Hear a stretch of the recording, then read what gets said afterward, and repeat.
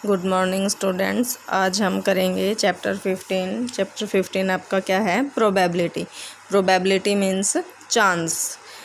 जब हम कोई काम करते हैं तो उसका होना या ना होना, होने के चांस होते हैं, कुछ ना होने के चांस होते हैं, वही हमारी क्या है, प्रोबेबिलिटी। तो कोई भी काम है उसका हम निकालते हैं कि इसकी प्रोबेबिलिटी क्या है, कि उसकी संभावना कितनी है उस काम के होने की या ना होने की, उसे हम क्या कहते हैं, probability.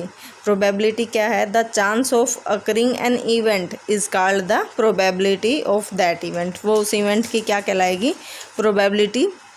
It is denoted by P, bracket के अंदर हम ई लिखते हैं। ई से आपका क्या है, इवेंट, और पी क्या है, आपकी प्रोबेबिलिटी। प्रोबेबिलिटी निकालने का फॉर्मूला क्या है कि number of favourable cases divide by total number of cases. जैसे आपने कोई भी कॉइन है वो टॉस किया, तो आपके पास टोटल केस कितने हैं, 2 केस हैं, कि उसमें से हेड भी आ सकता है और आपका टेल भी आ सकता है। लेकिन आएगा क्या, आएगा तो एक ही, वो आपका क्या है, फेवरेबल केसेस। तो जो आपका आएगा, जिसके होने के चांस है, वो फेवरेबल केसेस हैं, और जो टोटल केस है आपके पास वो 2 हैं। तो कॉइन में टेल या हेड आने की प्रोबेबिलिटी आपकी क्या हो जाएगी, 1/2, कि आपके पास टोटल केस 2 है और उसमें से कोई भी एक केस आपके पास आ सकता है। श्योर इवेंट क्या होता है कि जो इवेंट है हमें पता है कि पक्का ये होगा ही होगा। जैसे सूर्य है वो पूर्व से उदय होता है, तो ये पक्का है, हमारा श्योर है, तो इसकी प्रोबेबिलिटी 1 है, क्योंकि ना होने के तो कोई चांस ही नहीं है इसमें।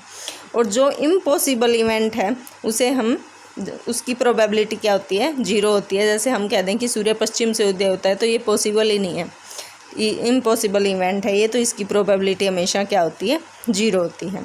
Sure event, the event which is sure to happen is called sure event. The probability of sure event is 1। इसी तरह इम्पॉसिबल इवेंट क्या है, the event which can never happen, जो कभी भी नहीं हो सकता, इज़ कॉल्ड इम्पॉसिबल इवेंट। जैसे tomorrow the sun will rise from west, the probability of impossible event is 0।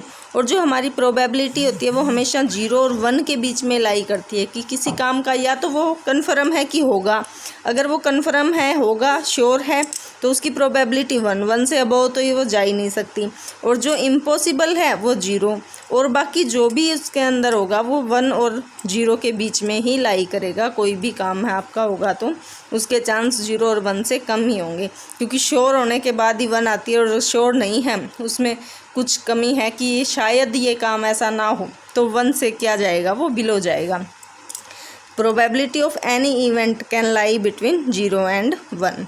PE plus PE के ऊपर ये जो डैश लगाया है, इसका मतलब है कि इवेंट वो नहीं हो रहा, और इवेंट होना और प्लस ना होना, इन दोनों की प्रोबेबिलिटी को अगर हम प्लस करते हैं तो इक्वल टू आपका क्या आता है, 1।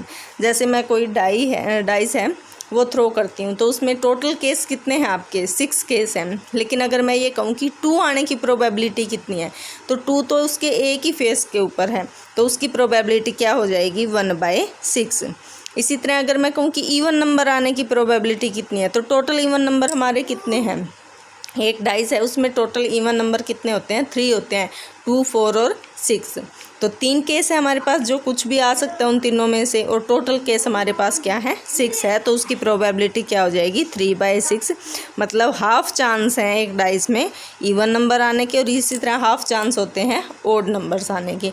तो प्रोबेबिलिटी आप चाहे कुछ भी देख लो, ये 1, 0 और 1 के बीच में ही रहेगी, 1 से बिलो रहेगी।